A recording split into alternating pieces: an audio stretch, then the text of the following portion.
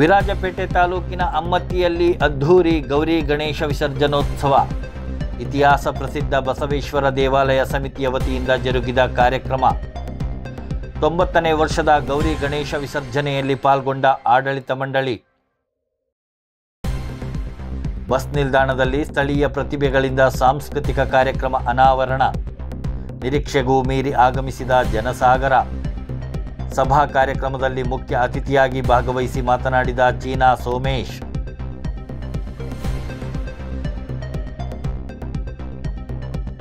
ಬಸವೇಶ್ವರ ದೇವಾಲಯ ಸಮಿತಿಯ ಅಧ್ಯಕ್ಷರಾಗಿರುವ ಮಾಚಿಮಂಡ ಮಧು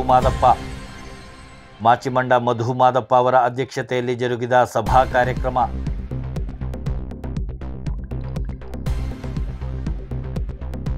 ದೇವಾಲಯ ಸಮಿತಿಯ ಉಪಾಧ್ಯಕ್ಷರು ಸೇರಿದಂತೆ ಸಮಿತಿಯ ಸದಸ್ಯರ ಉಪಸ್ಥಿತಿ. ಸಾಂಸ್ಕೃತಿಕ ಕಾರ್ಯಕ್ರಮಗಳಲ್ಲಿ ಭಾಗವಹಿಸಿದ ತಂಡಗಳಿಗೆ ಬಹುಮಾನ ನೀಡಿದ ಆಡಳಿತ ಮಂಡಳಿ.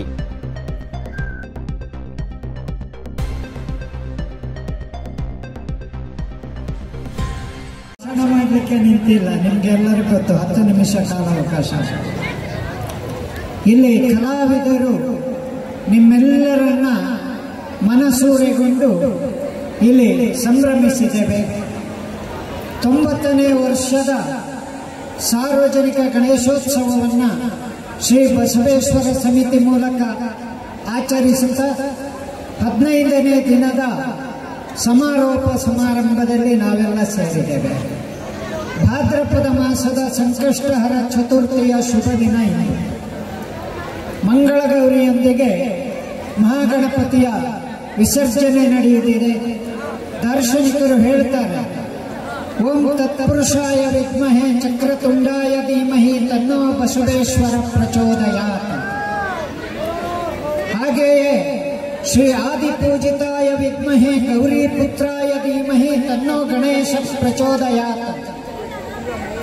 ಅದೇ ರೀತಿಯಾಗಿ ಆ ಕಾಲಾತೀತನಾದ ಶಿವನ ಆದಿಯಾಗಿ ಕಾವೇರಿ ನಾಡಿನಲ್ಲಿ ಸುಬ್ರಹ್ಮಣ್ಯನ ಆಧಿಪತ್ಯ ಇದೆ.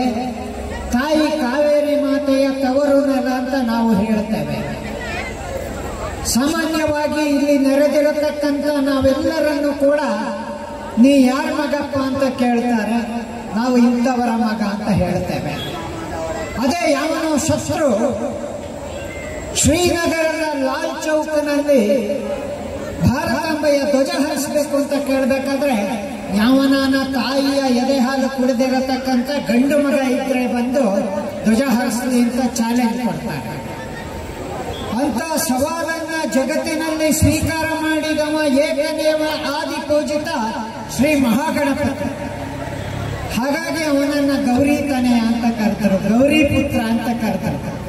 ಕಾಲಾತೀತನಾದ ಶಿವಪುತ್ರ ಅಂತ ಹೇಳೋದೇ ಇಲ್ಲ. ಅವನ ಹುಟ್ಟು, ಅವನ ಕತೆ, ಅವನ ಲೀಲೆ ಎಲ್ಲವೂ ನೀವು ತಲತಲಾಂತರದಿಂದ ಕೇಳ್ಕೊಂಡು ಬಂದಿದ್ದೇವೆ. ಆದರೆ ತಾಯಿ ಕಾವೇರಿ ಈ ಪುಣ್ಯ ಭೂಮಿಯಲ್ಲಿ ಜಲರೂಪಿಣಿಯಾಗಿ ಹರಿಯಬೇಕಾದ್ರೆ ಮಹಾಗಣಪತಿ ಕಾರಣ ನಮಗೆ ಗೊತ್ತಿರಬೇಕು. ಆತ ಅಗಸ್ತ್ಯರ ಕಮಂಡಲುವಿನಲ್ಲಿ ಇದ್ದಂಥ ಆ ಲೋಕಮುದ್ರೆಯ ಆ ತೀರ್ಥವನ್ನ ಭೂಮಿಯಲ್ಲಿ ಹರಿಸಿದರಿಂದ ಕಾವೇರಿ ಅಂತ ಹೆಸರು ಪಡೆದುಕೊಂಡು ಕಾವೇರಿ ನಾಡು ಪೂರ್ವ ಬಂಗಾಳದವರೆಗೆ, ಗಂಗಾ ಸಾಗರದವರೆಗೆ ಪಾವನವಾಯಿತು ಅಂತ ನಾವು ಕೇಳ್ತೇವೆ. ಈ ಕಾಲಘಟ್ಟದಲ್ಲಿ ಸಂಕ್ಷಿಪ್ತ ಆ ಸಮಯದಲ್ಲಿ ನಾನು ತಮ್ಮಲ್ಲಿ ಅರಿಕೆ ಮಾಡಿಕೊಳ್ಳೋದಿದೆ. ನಾವೆಲ್ಲರೂ ಮಕ್ಕಳ ಕಲೆಗಳಿಂದ, ಕಲಾ ಪ್ರತಿಭೆಯಿಂದ, ಇಲ್ಲಿ ಕರಾಟೆಯಿಂದ ಹೇಳಿದ್ರೆ ಎಲ್ಲ ರೀತಿಯ ವಿಭಿನ್ನ ಅಭಿರುಚಿಯ ಕಲಾ ಪ್ರಕಾರಗಳನ್ನು ನೀವು ನೋಡಿದ್ದೀರಿ. ನಮ್ಮ ಮಕ್ಕಳ ಶಾರೀರಿಕ ಕ್ಷಮತೆಯನ್ನು ಕಂಡಾಗ ನನ್ನ ಹಾಗೆ ಕಾಣ್ತಾರೆ. ಆದರೆ ಅವರಲ್ಲೂ ಇರತಕ್ಕಂಥ ಆತ್ಮವಿಶ್ವಾಸದ ಆ ಎನರ್ಜಿ ಅಂತ ಹೇಳ್ತಾರೆ, ಅದು ಎಷ್ಟು ಮಟ್ಟಿಗಿದೆ ಅನ್ನೋದನ್ನು ನೀವು ಈ ವೇದಿಕೆಯಲ್ಲಿ ಗಮನಿಸಿದ್ದೀರಿ. ಈ ವೇದಿಕೆಯನ್ನು ಸದ್ಯ ಉಳಿಸ್ಕೊಟ್ಟಿದ್ದಾರೆ ಅವರು.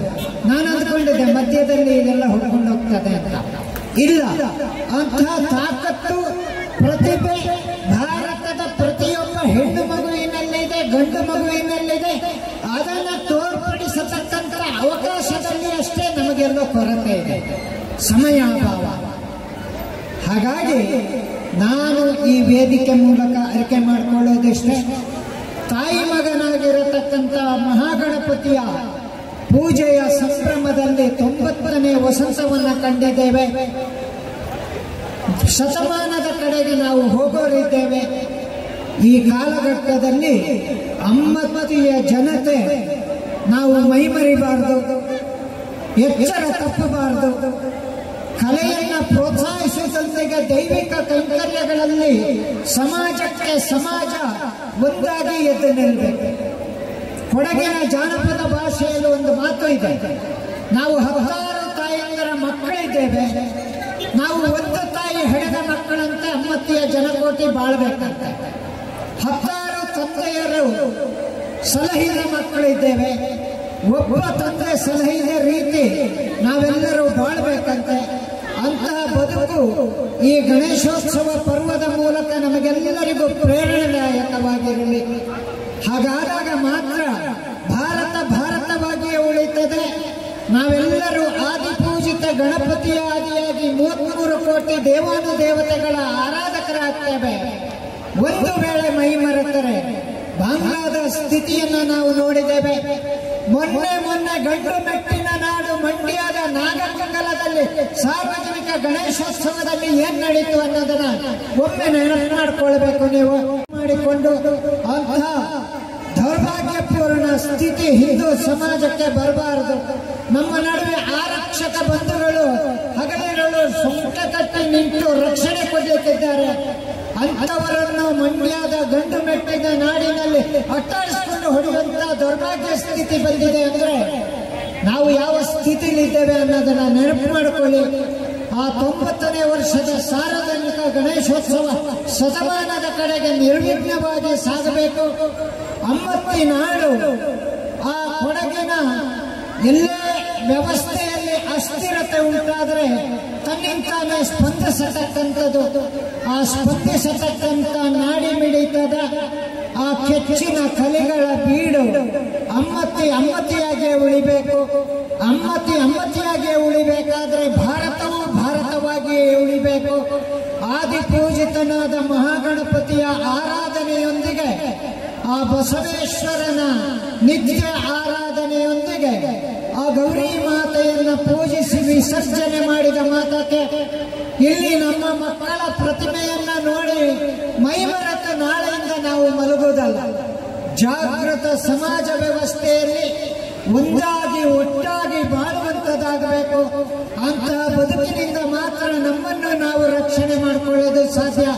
ನಮ್ಮನ್ನು ನಾವು ರಕ್ಷಣೆ ಮಾಡಿಕೊಳ್ಳೋದರಿಂದ ಅಮ್ಮತ್ತಿಯನ್ನು ರಕ್ಷಿಸಿಕೊಳ್ಳೋದು ಸಾಧ್ಯ, ಕೊಡಗನ್ನು ರಕ್ಷಿಸಿಕೊಳ್ಳೋದು ಸಾಧ್ಯ, ಕರ್ನಾಟಕವನ್ನು ರಕ್ಷಿಸಿಕೊಳ್ಳೋದು ಸಾಧ್ಯ, ಭಾರತವನ್ನು ರಕ್ಷಿಸಿಕೊಳ್ಳೋದು ಸಾಧ್ಯ.